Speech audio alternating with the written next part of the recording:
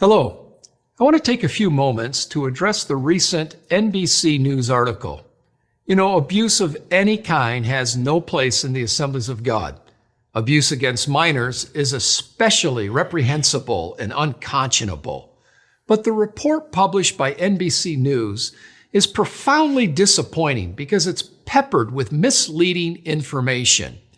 The Assemblies of God grieves with anyone who's been hurt by the actions of an abuser.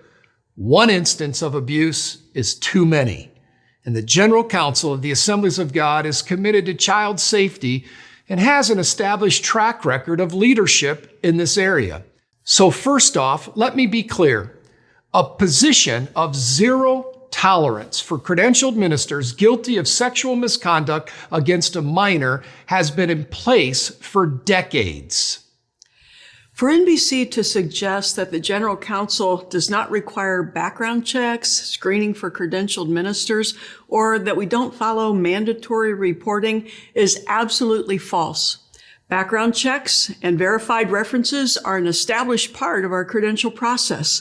The General Council also voluntarily considers itself a mandatory reporter, even when it is not required to by law.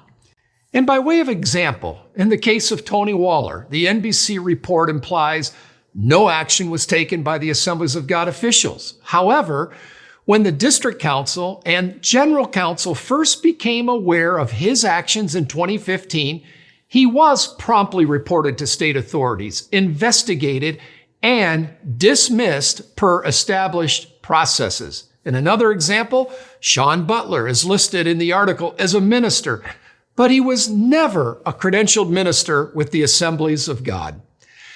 The article also cites the use of Galatians 6:1 in a restoration manual as a way to imply that the General Council endorses the restoration or reinstatement of child sex offenders to ministry. This is false once again. No minister may obtain or retain credentials with the Assemblies of God if they've been found guilty of sexual misconduct with a minor. NBC News further leads readers to believe that restoration or reinstatement for sexual misconduct involving a minor was only barred as recently as 2021. The article says, and I quote, "The Restoration Handbook, updated in 2021, bars reinstating pastors who sexually abuse children," end of quote. This, again, is clearly misleading. The manual is routinely updated and was in 2021.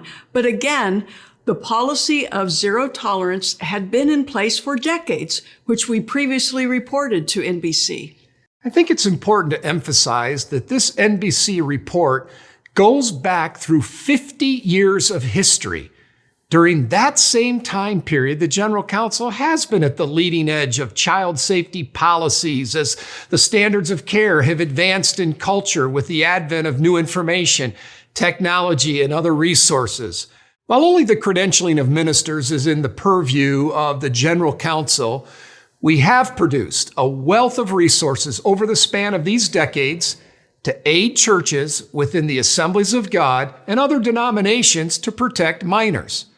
General Presbytery, General Council meetings have regularly included a segment on child protection and best practices and resources for decades, urging all churches, which are autonomous based on our scriptural beliefs on church polity, to adopt stringent standards to provide a safe and nurturing environment for children to hear the gospel.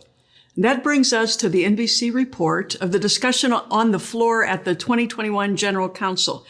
It is absurd to think that anyone at 2021 General Council was opposed to child safety. The issue was that the bylaw was not the place for such a policy. Our polity is structured in such a way that makes it impossible for the General Council to give oversight to the local assembly. There was already a process in place to address allegations related to credentialed ministers. In addition, in that meeting, resources were shared to promote child safety practices, which are being added to on a regular basis. So I want to assure you that our commitment to keeping children safe, as evidenced in these best practices, resources, presentations, and our own national office policies, has been, is, and will remain a major priority.